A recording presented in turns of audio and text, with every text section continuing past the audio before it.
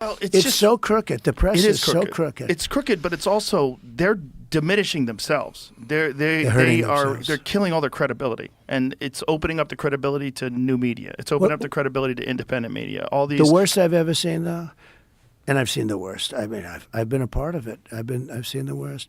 Kamala goes on 60 Minutes, gave an answer that a child wouldn't give. It was so bad, and 60 Minutes took the answer out. They took the whole, and they put another answer in. They edited it deceptively. Which didn't make sense either, but it was better.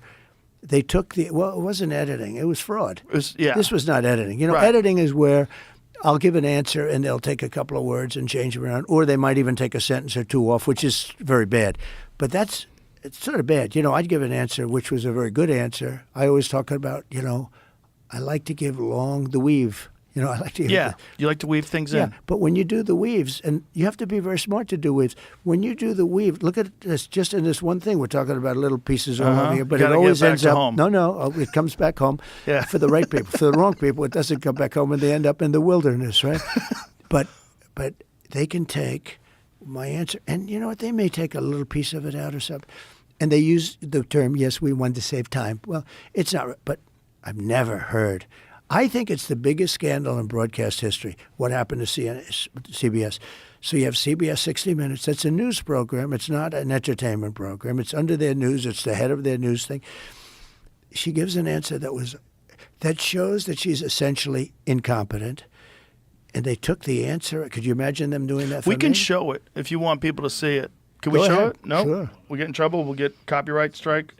Okay. Listen, anyone can find it. But it's drastic. But what was interesting was the other full version was available initially. It was like a preview. Somebody made a big mistake. Somebody put that preview out there. Some kid put the preview out. Exactly. And then the bosses did this or that. And then all of a sudden they said, we got a problem. Exactly. And then they got caught by mistake. Well, but don't you think that's a big, to me, and don't forget, this is election interference and fraud.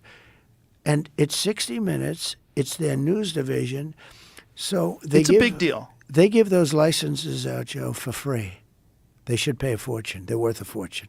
They give them out for free because they're using the public airwaves. With cable, you don't have that. Cable's different. But, it's just a different deal. But with the networks, they give those licenses. They're worth billions of dollars. They give them out free. But you have to be honest and all. That was bad. I think that David Muir and that woman that was aside, I never even heard of her, but they kept interrupting me. It was like, I said, how many people am I debating here? I got this one and I got you two.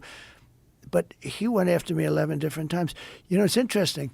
I always thought he was a nice guy, but he's just like the rest of them, Well, that's his job, unfortunately, and I'm sure but not when what they wrong. want. You're right. Well, the problem was they fact-checked you and they didn't fact-check her. And not one of the most all. egregious examples of that was when she said that there are no troops right now deployed in war zones. Yeah. There's a very famous viral video that went online of troops in a war zone saying, well, what the fuck are we then?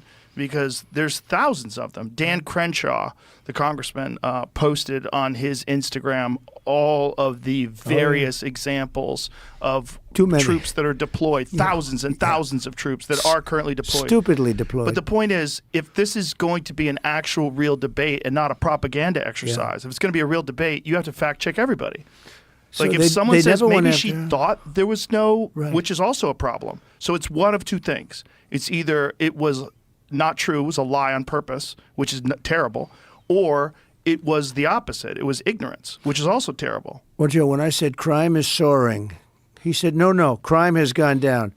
I said, where did you hear that one? Crime has gone down. I mean, I'm debating with this guy, but I've had that. Well, there was amended FBI statistics that came out after that showed that crime had gone up substantially. And by the way, the statistics were a fraud because when they put out the statistics, they didn't include some of the worst places. They didn't include some of the worst cities, some of the most deadly places.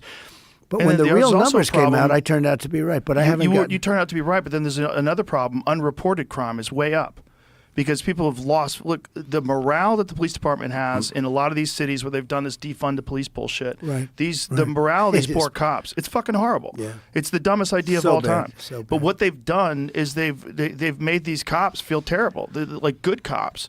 I think cops are just like everybody else. Most of them are great. It's like everybody else. But if you run into one carpenter and he does a shitty job in your house, right. you say carpenters fucking suck. But they don't suck. Most of them are great. And Police that's the have key been- thing with cops. But the point is, Yeah. like, they did all of these things in this very foolish way. Right. And these cops are suffering the consequences of it. And so subsequently what happens is a lot of crime is unreported. A lot of crime, like you call the cops, they're too busy, they can't even get to you. Oh, your house got broken into? Sorry. You know, it doesn't even make a report. There's a lot of people that they just give up. It's so sad what's happened. And I'll tell you what, I go to police funerals, and we went to one in Long Island. I visited the family in Long Island, a very big deal.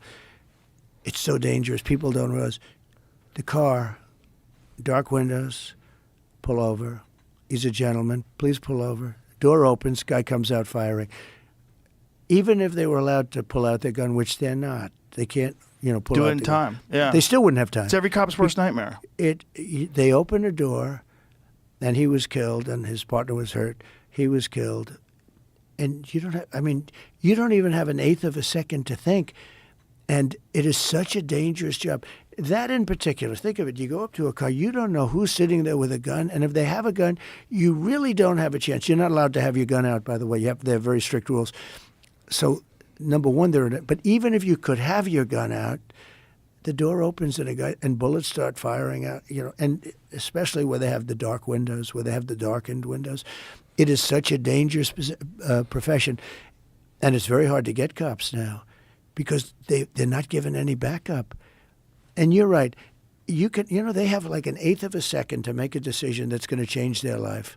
If they make the wrong decision, they're going to end up on the front page of every newspaper in the country. And they're going to lose their house and their pension and their job, and their wife is going to be gone, and everything's going to be gone.